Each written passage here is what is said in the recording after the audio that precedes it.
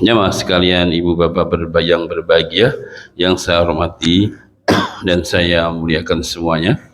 Kita bersyukur kepada Allah Ta'ala pada sore ini atau malam ini kita bisa kembali belajar bersama mengkaji hadis-hadis Nabi Sallallahu Alaihi Wasallam yang itu merupakan ilmu yang sangat mulia, yang dengan itulah kita beragama, berkeyakinan, berakhlak, bermuamalah dan lain-lainnya. Dan kita pada malam ini sampai ke hadis 126. Tak terasa tiba-tiba kita sudah mengkaji sebanyak 126 hadis. Kita masuk pada hadis selanjutnya. Moga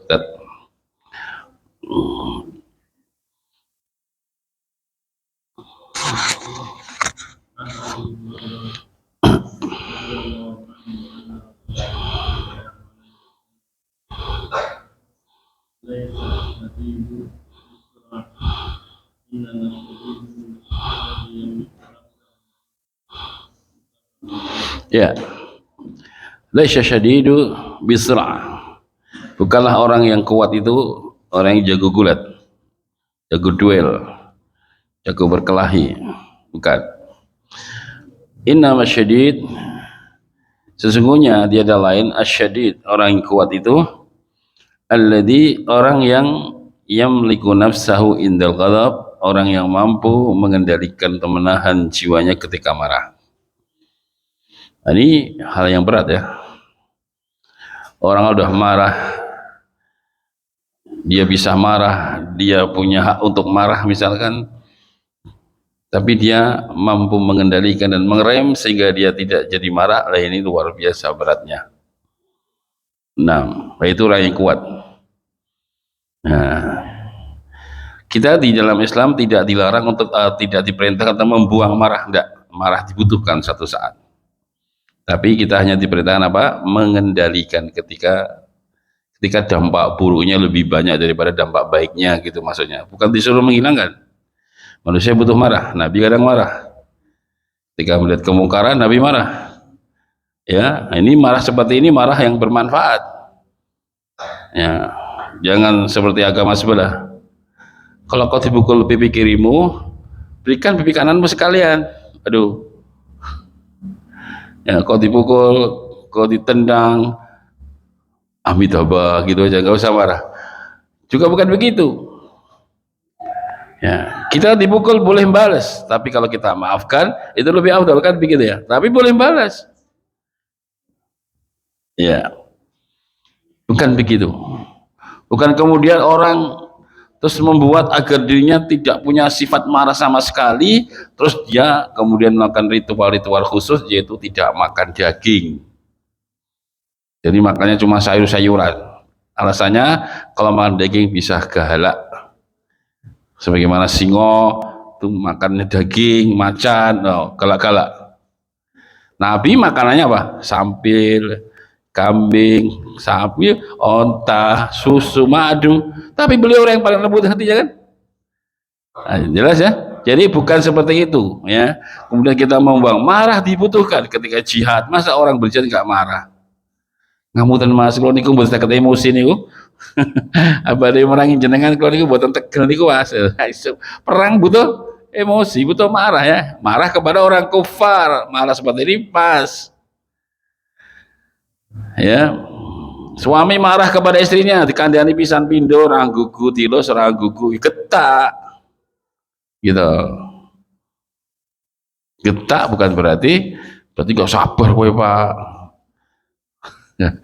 Ya, anaknya, ayo subuh, bangun, aduh bangun, ya wis sabar aku, serat aku gak, itu gak sabar, betak bang.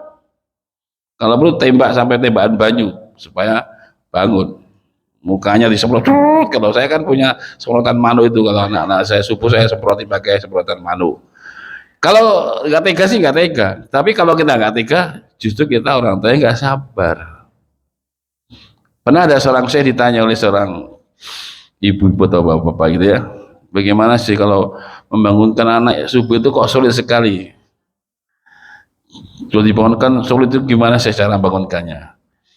Misalkan ada satu rumah, ibu tinggal di rumah, terus rumah ibu kebakaran, terus itu anak ibu masih itu gugah ibu, le bangun le, bakaran lo, ya wes ratangi bakaran, ingat kan?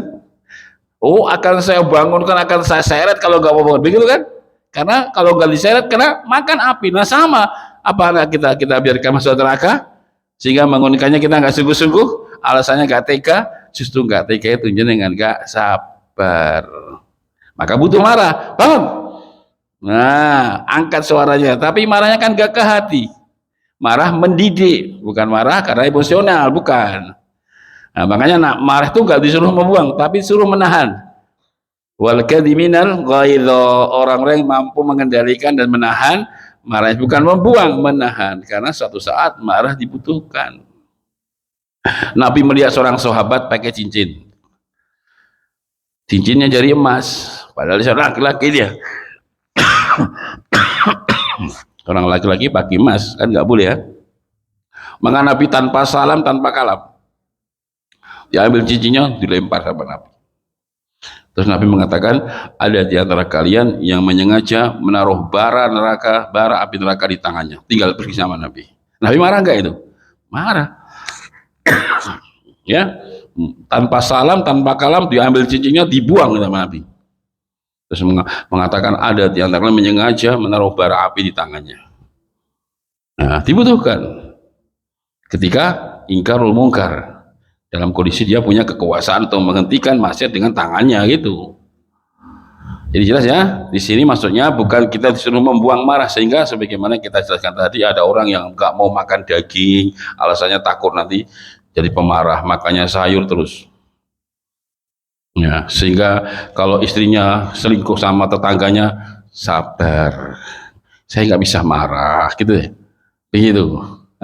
Saking sudah nggak punya marah, ya tentu kita akan marah kan, ya dibutuhkan. Jelas, jadi bukan disuruh membuang, tapi disuruh mengendalikan ketika dampak buruknya lebih banyak daripada dampak bagusnya. Nah, jadi marah itu asalnya kegilaan, awalnya adalah kegilaan, akhirnya adalah penyesalan. Itu biasanya orang marah kan gila, udah dibanting piring, banting gelas, pukul istri, pukul anak, ya kan? Awalnya kegilaan, udah nggak bisa kontrol diri. Nah nanti setelah sudah reda, baru penyesalan. Kenapa istri saya pukul? Kenapa anak saya pukul? Kenapa piringnya saya banting dan lain-lainnya? Makanya awalnya kegilaan, akhirnya adalah penyesalan.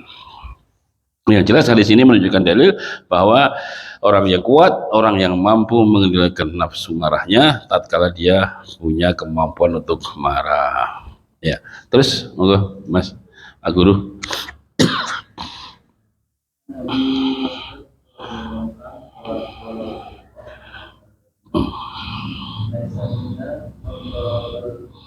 Hududa, juyuba, wada'a, minum ya.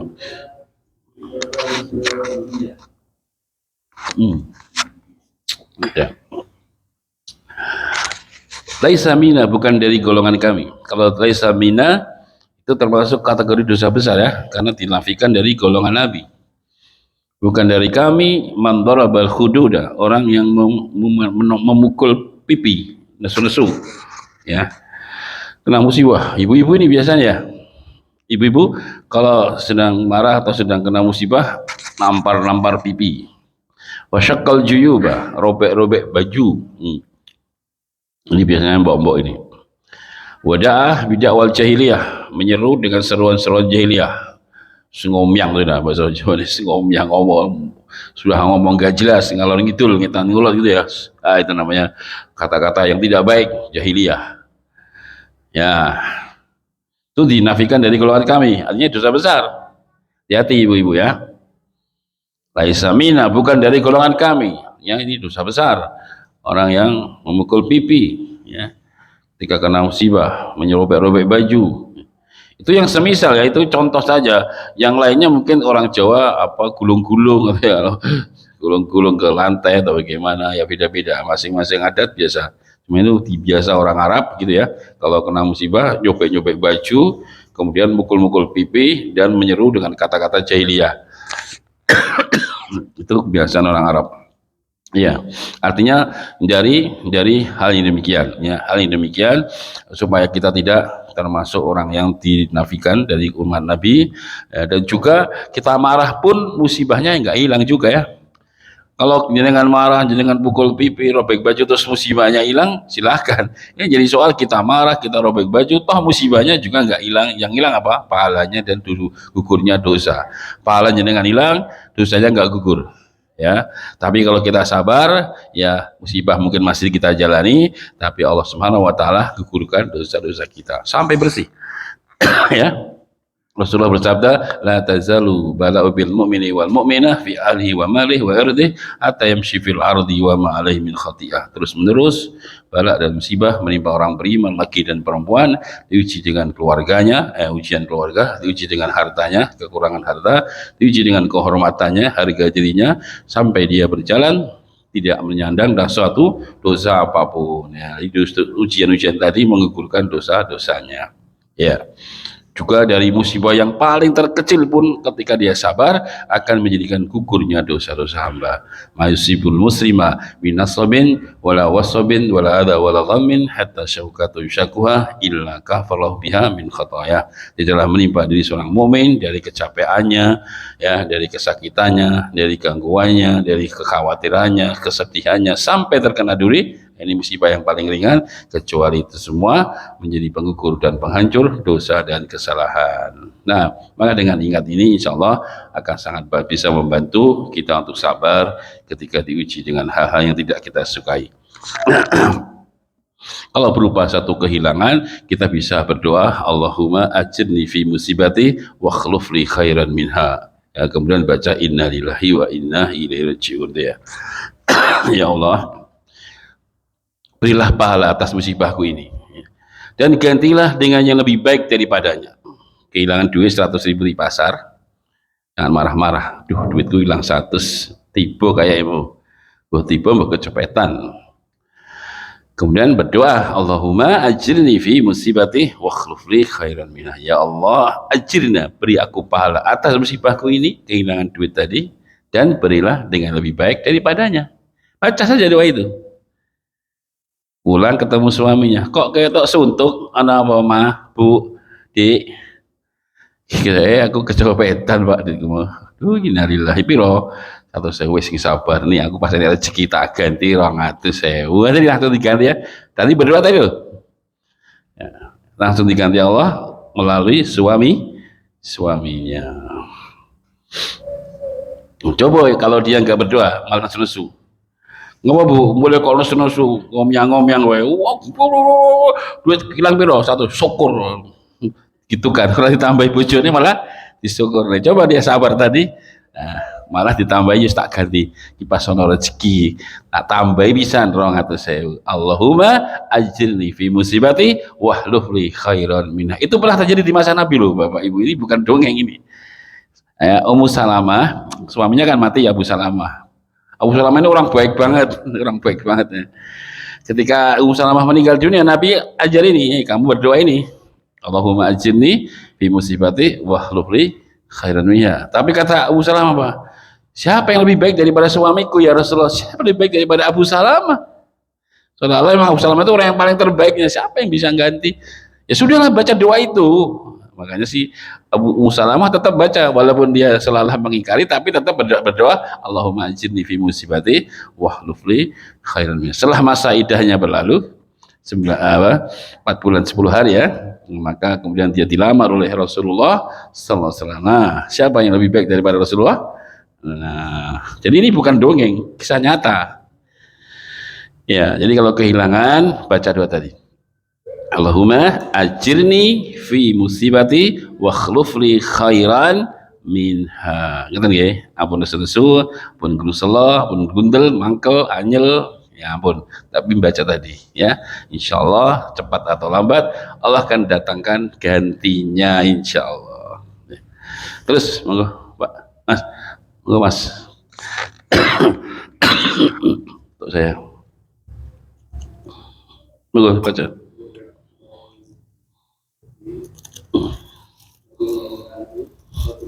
Ya.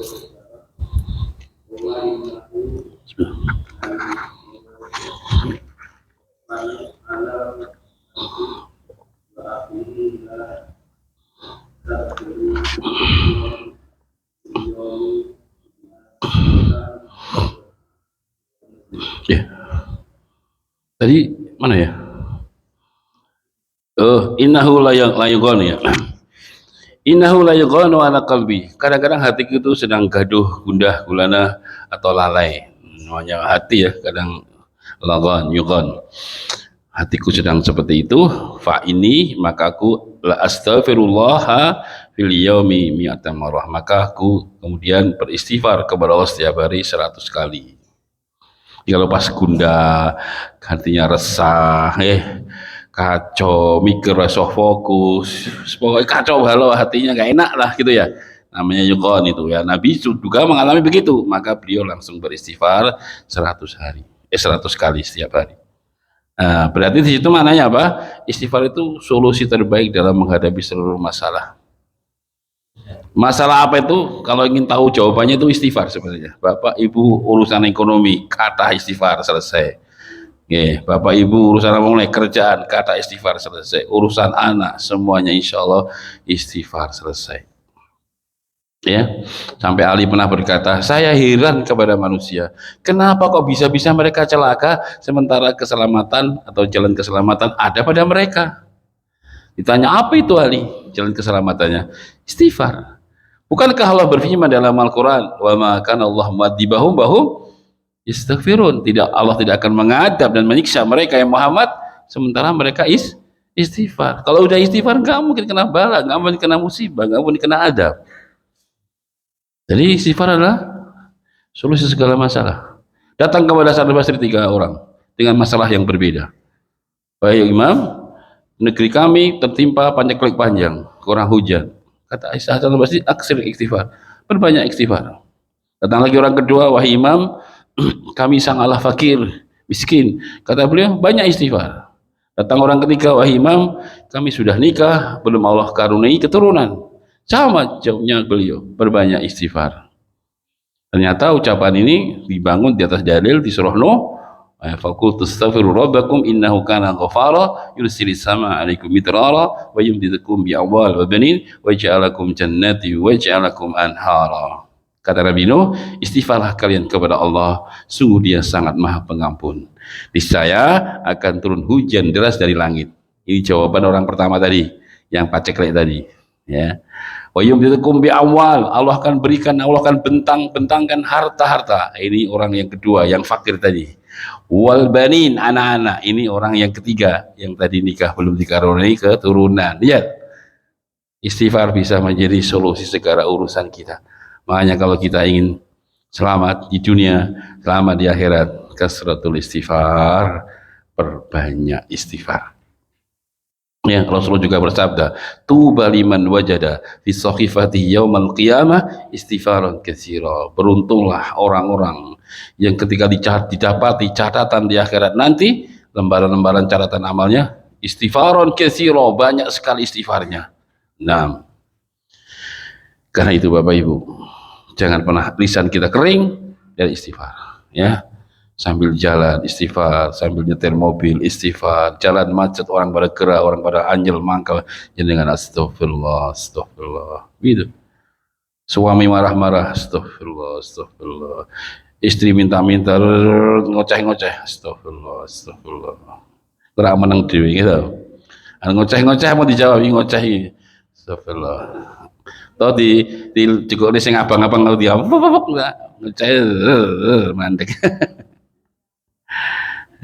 Ya, tinggal istighfar aja, nesu-nesu, astagfirullah, astagfirullah. Ya, solusi terbaik istighfar. Istighfar itu apa sih Bapak Ibu maknanya? Istighfar itu maknanya tolabul magfirah, meminta ampunan. Arti istighfar ini. Magfirah sendiri sudah pernah saya jelaskan di sini adalah berasal dari kata mikfar. Mikfar itu mungkin dengan buka kamus bahasa Arab, artinya topi baja. Topi baja itu nggak ada dua fungsi, penutup kepala dan pelindung kepala. Lah istighfar itu ngoten, ya Allah, lindungilah dosaku, maksudnya jangan engkau tampakkan dosaku, aku malu ya Allah, tutupilah dosaku. Yang kedua, lindungilah dosaku agar jangan kau beri aku dampak buruk di dunia ini, apalagi di akhirat dari dosa-dosaku. Jangan kau beri aku penyakit, kau beri aku kesusahan karena dosa-dosa saya ya Allah. Jangan kau beri imbas yang buruk dari dosa itu. Maka istighfar. Dosa kita supaya nggak dibuka sama Allah. Yang kedua, dosa yang sudah kita lakukan supaya nggak ngefek buruk, sebab dosa itu pasti ngefek.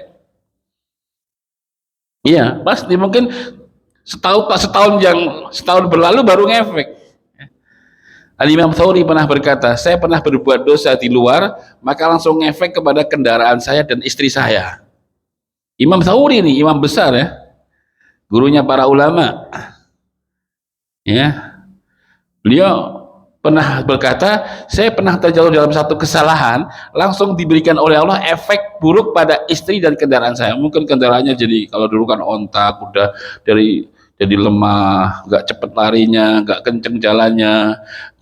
Kalau itu kendaraan dari hewan, kalau sekarang mungkin mogok wae, padahal mobil baru nyerempet kono nyerempet kiri, wono wae apa alangan pakai mobil atau motor tersebut. Istrinya yang biasanya manut ya, tiba-tiba kok berubah ya. Istri saya biasanya kalau saya pulang disambut dengan kopi, senyum, kok mulai-mulai rupanya bersengut ya. Kayak kotek ketulup. Wah, ada apa? Jangan langsung nyalahkan istri. Mungkin jenengan di luar banyak dosa, berbaik sangka pada istri saja. Wah, begitu ngefek pada istrinya. Tahu nggak dosanya apa yang dilakukan Imam Sauri? Beliau itu dosanya, beliau masuk masjid, beliau sholat di suatu masjid, ada orang yang sholat, setelah sholat berdoa itu sambil nangis banter suaranya. Imam Sauri batin riya gitu, bos doa biasa saja, nangis ya, seolah-olah ingin memamerkan dia itu bersuudon lah pada orang tadi, langsung ngefek, padahal cuma gitu aja ya. Dosanya buatan dosa minum khamr, buatan judi, buatan zina, buatan, cuma ada orang berdoa nangis terus dia seudon neng masjid nangis doa nih diriya seolah beliau begitulah. Itu langsung diganjar oleh Allah seperti itu ya. Nah, boleh dosanya selain daripada itulah, supaya dosa kita yang sudah dilakukan kita semua nggak diberi efek tadi Pak. Nah, istighfar sing kata, ya Allah jangan kau tambahkan dosaku dan jangan kau beri efek buruk dosa-dosa yang pernah lakukan, baik pada kendaraanku atau anak dan istriku. Itu ya, begitu makna istighfar itu begitu ya. Makanya segala solusi terbaik itu kalau banyak istighfar. Semakin Bapak Ibu banyak istighfar, insya Allah hidup Bapak akan tenang, insya Allah ya. Banyaklah aja itu astagfirullah ya, sambil direnungi maknanya astagfirullah, itu berbanyak istighfar. Ya, monggo lanjut. Ya, tahu dah. 129.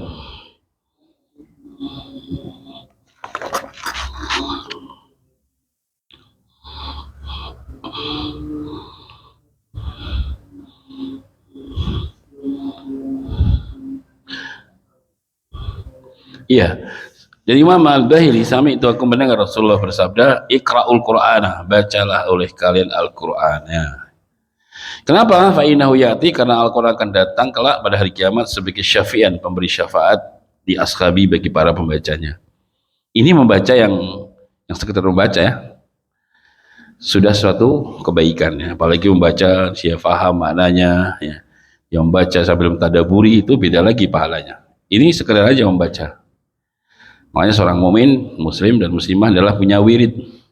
Wirid bacaan tiap hari yang terus disambung-sambung sampai khatam. Mau selembar sehari silahkan, mau 2 lembar silahkan, mau 3 lembar silahkan. Harus punya itu ya.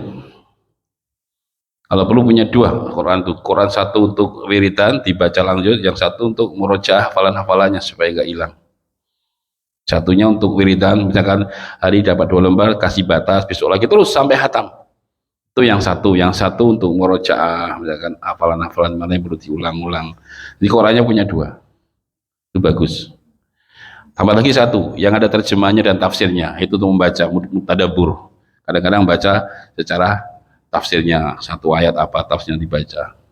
Insya Allah ya, seperti itu. Iya, 1 lembar saja itu hampir 100 huruf loh Bu, Pak. Satu lembar mungkin satu lembar tuh bisa 100 huruf. Satu hurufnya 10 padahal. Man qara'a harfan bi kitabillah falahu hasanatun wal hasanatu bi asri amthaliha la aqulu alif lam min harfun walakin alifun harfun lamun harfun mimun harfun. Siapa yang baca kitab Allah itulah kebaikan. Kebaikannya dilipatkan 10 yang semisal. Aku tidak katakan alif lam mim satu huruf, tapi alif satu lam satu mim satu. Satu lembar saja dengan tiap hari itu satu lembar dianggap 100 huruf ya. Berarti 100 kali 10 1000. Jadi jenengan tuh hanya membaca Al-Quran sehari pun pikantuk pahala 1000. Niku yang sedino, yang sensasi nggih 30.000. Niku hanya bacaan saja loh. Rutin tiap hari nih. Bayangkan ya nyelengi 1000, ora kroso sesasi wis 30.000. Nah kalau sehari 1 juz sekitar 12 lembar atau 15 lembar ya, 10 lembar. Udah berapa itu? Jutaan khatam itu, 3 juta lebih khatam Al-Quran. Makanya Allah mengatakan innal ladzina yatluna kitaballah wa aqamus shalah wa anfaqu mimma razaqnahum sirran wa alaniyah yarjuna tijaratan lan tahur. Surah Al-Fatir ayat ke-29. Sesungguhnya orang-orang senantiasa membaca Al-Quran, menegakkan sholat, berinfak dengan terang-terangan atau sembunyi-sembunyi, mereka itulah orang-orang yang usahanya nggak pernah bangkrut selama-lamanya. Nggak mungkin bangkrut. 1 huruf dikasih 10 bunganya, pahalanya. Bagaimana mau bangkrut? Sholat, bagaimana mau bangkrut? Langkah-langkah kakinya dihitung semua oleh Allah. Langkah kaki kanannya mengangkat derajat, langkah kaki kirinya gugurkan dosa. Bayangkan jenengan dari rumah ke sini berapa langkah? Ya. 100 lebih. Ya. Ibu Parno dari sini 100 lebih. Sekali-kali jenengan hitung, Bu. Kalau asing hitung nih. Zaman kulo terus hitung musola Ar-Rasyid niku kalau hitung 150. Sadikan pun di musola cedak 20 iki ora judeg. Rugi akeh aku. Wis tak cilik-cilik kita, tapi kalau harus itu saya hitung pernah 150 tuh ya. Ya, sekarang kan sudah dibuat dekat itu. Saya pernah hitung cuma 20, kita sempit-sempit kita cilik-cilik gitu tambah akeh langkah. Coba, itu langkah-langkahnya sehari misalkan dianggap baik misalkan 200 itu pulang pergi loh, bukan cuma berangkat pulangnya. Kalau 200 pulang pergi 400 itu sehari 5 kali. 200 ping 5 wis pinten niku 2000 gitu. 2000 ping sesasi kok mangeteng piyambak mumet kula ngitung niku. Yang setahun pun pinten niku hanya pahala apa? Pahala langkah jenengan, dereng pahala salat jenengan, pahala salat tahiyatul masjid, zikir jenengan, rukuk jenengan niku dereng diitung dan nembe diitung langkah tok niku. Sing kula temu langkah tok. Jenengan menunggu setelah sholat seperti ini. Bayangkan jenengan niku sekarang kan menunggu setelah sholat niku selagi jenengan belum berhadas, jenengan itu didoakan malaikat Allahumma firlahu warhamu terus, dan jenengan dihitung sholat terus selagi belum berhadas. Selagi belum berhadas. Intindoro sholat ba'da sholat, menunggu sholat setelah sholat. Kan jenengan sekarang menunggu sholat isya setelah sholat maghrib kan. Nah, sepanjang belum berhadas, duduknya dengan di sini, malaikat mendoakan jenengan, Allahumma ya ampunilah dia dan rahmatilah dia. Malaikat bukan satu malaikat banyak. Ya kan, itu keutamaan yang lainnya. Belum sholatnya tadi, sholat wajibnya, pahalanya, luar biasa. Ini semua gak mungkin bangkrut. Yang ketiga, orang yang menginfakkan hartanya. Bagaimana mau bangkrut? Allah berikan ganjaran atau bunga satu infak itu dengan 700 kali. Bagaimana mau bangkrut? Apa ada bank konvensional yang berani memberikan bunga 700 kali persen? Ada. Ini 700% bunganya. Masalul ladzina yunfikuna amwalan fi sabilillah kamasali habba ambatat sab'a sanabil fi kulli subullah mi'atun habba wallahu yudha'ifu liman yasha wallahu wasi'un alim. Permisalan orang-orang yang mendermakan hartanya di jalan Allah seperti satu biji. Satu biji memiliki 7 tangkai, masing-masing tangkai memiliki 100 isi. Ya, 700 kali bahkan lebih banyak lagi pahala-pahala sedekah kita. Bagaimana mau bangkrut? Orang yang berinfak bunganya 700 kali. Orang yang sholat sudah kita jelaskan tadi pahalanya, apalagi orang yang baca Al-Quran sudah kita jelaskan pula. Maka kata Allah, sesungguhnya orang-orang yang selalu baca kitab Allah, menegakkan sholat dan menginfakkan hartanya dengan terang-terang atau sembunyi-sembunyi, mereka adalah orang-orang yang usahanya nggak pernah bangkrut selama-lamanya, ya, karena mendapatkan laba yang pahala yang sangat besar, ya. Maka jangan berlalu hari-hari tanpa membaca Al-Quran tadi. Punya wiridan, sama punya Bu, istiqomah kalau bisa, sehari berapa lembar silahkan. Oh saya mampunya sehari tiga lembar, monggo dijaga, tiap hari 3 lembar, jangan ditinggalkan. Kalau nggak bisa pagi ya sorenya, nggak bisa sore malamnya, pokoknya hari-hari jangan berlalu tanpa membaca Al-Quran tadi. Wiridan dibatasi sampai khatam, sehari mampunya berapa silahkan, ya. Monggo lanjut sedikit kita.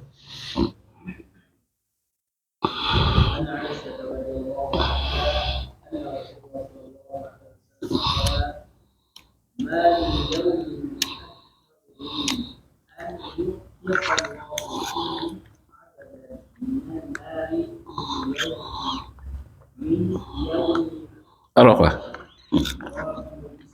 Ya.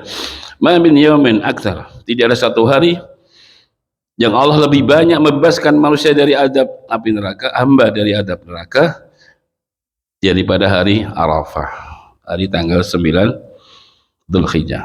Makanya sunnahnya kita puasa itu, dan sunnahnya bagi jamaah haji yang di Arafah, wukuf di Arafah, banyak-banyak berdoa memohon kepada Allah hari Arafah, ya, hari yang seorang beribadah di kala itu lebih baik daripada jihad fisabilillah. Ma min ayamin al-amalu salih fi al-ahabba ila Allah min hadhihi ayam, yakni ayam muasal. Qala wala jihad fisabilillah, qala wala jihad fisabilillah illa rajulun kharaja min mali wa nafsi falam yarji min dzalika bi syai', ya. Tidaklah satu hari yang hari-hari amal saleh lebih Allah cintai daripada hari di awal 10 Dzulhijjah. Para sahabat bertanya, tidak juga ditandingi dengan jihad fisabilillah, tidak juga ditandingi dengan jihad fisabilillah, kecuali orang yang keluar dengan bawa harta dan jiwanya, dia perang di medan tempur dan dia mati nggak kembali lagi. Itu baru selevel dan senada dengan orang-orang yang beramal soleh di tanggal 1 sampai 10 Dzulhijjah dan hari Arafah tanggal 9 Dzulhijjah. Ya, masih ada waktu. Lanjut.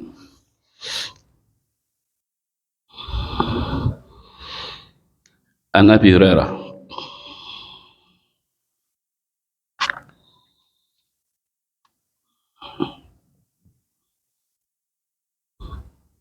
la tahkiranna jaratan ijaratiha walau firsin syatin, ya. Ini khusus ibu-ibu, perhatikan ibu-ibu. Ya nisa'al muslimat, kata Nabi ini, wahai para wanita-wanita muslimat, la tahkiranna jaratal li jaratiha, janganlah kalian meremehkan, sekali-kali meremehkan, ya. Jaratun li jaratiha, jaratun li jaratiha, seorang tetangga kepada tetangga yang lainnya, tetangga perempuan. Walau firsin syat, walaupun kau hanya memberikan semangkok kikil syat kambing, masa ada kikil kambing 1 mangkok atau 2 mangkok, ada kasih kuah, jangan kau meremehkan kebaikan walaupun kau menginfakkan, ya, kikil kambing tadi, hanya 1 kikil kambing, semangkok kikil kambing kepada tetangga kalian. Itu boleh berbaik kepada tetangga. Dalam riwayat yang lain mungkin nanti akan berlalu, ya, kalau kau masak murokah atau apa sayur, masak banyaknya kuahnya, kemudian bagi dengan tetanggamu. Aisyah juga pernah berkata kepada Nabi, ya Rasulullah, saya punya sayur, ya, makanan dari sayur gitu, tapi cuma 1 mangkok, sementara mana yang lebih ada 2 tetanggaku, mana yang lebih afdal untuk aku beri sama mangkok ini? Kalau 2 mangkok saya kasih semua, ini cuma 1 mangkok, maka yang lebih berat siapa? Kata Nabi, yang paling dekat dengan pintu rumahmu. Jadi kalau kikil itu sama mangkok, yang kita beri siapa? Yang paling dekat dengan pintu. Pintu rumah itu pintu yang untuk keluar masuk, bukan pintu belakang. Yang paling cedak lah itu yang paling berat untuk kita beri sebelum yang lainnya. Tetangga itu ada 3 ibu bapak ya. Ada tetangga yang memiliki 3 hak, ada tetangga yang memiliki 2 hak, ada tetangga yang cuma 1 hak. Tetangga yang memiliki 3 hak itu yang paling besar. Tetangga yang paling dekat dengan pintu rumah kita, seorang muslim, hak sebagai sama. Yang kedua ada hubungan kerabat, Pak D, Bok D, Pak Le, Bule. Yang ketiga sebagai tetangga yang paling dekat. 3 hak sebagai tetangga, dia hak sebagai kerabat, hak sebagai seorang muslim, maka haknya 3 dia. Yang 2 sebagai tetangga kita seorang muslim tapi tidak ada hubungan kerabat, dia punya 2 hak sebagai tetangga, yang kedua hak sebagai saudara muslim.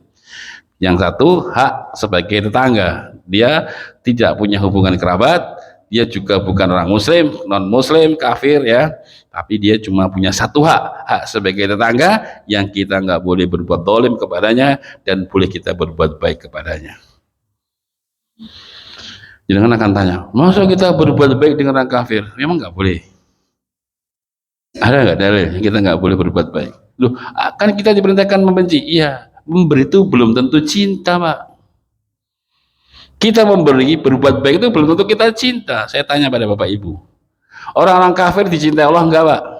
Enggak mungkin kan? Allah mengatakan innallaha la yuhibbul kafirin. Allah enggak akan mencintai orang kafir. Tapi saya tanya lagi, orang kafir dikasih rezeki enggak sama Allah? Kasih, bahkan lebih banyak kadang daripada rezeki kita ya. Oh iya toh, berarti Allah mencintai mereka dengan diberi? Tidak, sama.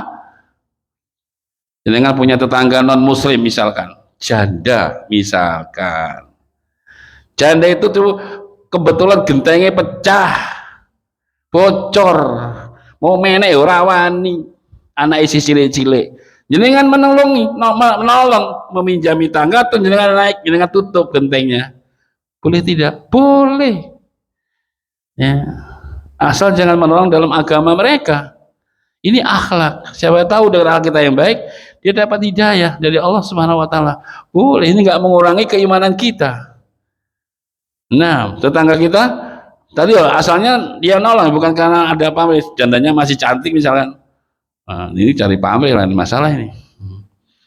Nah, nggak ada tujuan kecuali dia sebagai seorang muslim yang Nabi berkata apa? Wa ahsin ila jarika takun mu'minan. Berbuat baiklah kau kepada tetanggamu. Nabi gak merinci kan tetangganya harus muslim saja loh. Enggak kan? Nabi katakan umum. Wa ahsin ila jarika ya takun mu'minan. Berbuat baiklah kepada tetangga-tetanggamu semua tanpa kecuali. Kau akan jadi orang mukmin yang sejati. Nah, saya tutup dengan satu kisah ya. Kisah nyata ini.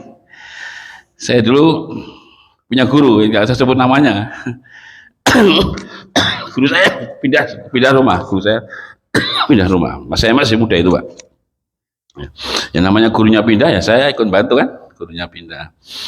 Setelah pindah itu kan bawa mobil, mobilnya itu yang saya bawa itu nyenggol genteng tetangga rumah guru saya yang baru itu loh, tetangganya sana gitu ya. Kita, Ustadz Pak, tadi itu gentengnya ada yang kena pecah itu Pak. Dia apa pakai orang kafir om. Oh ya sudah, waktu itu saya nggak paham, orang ngajar ini.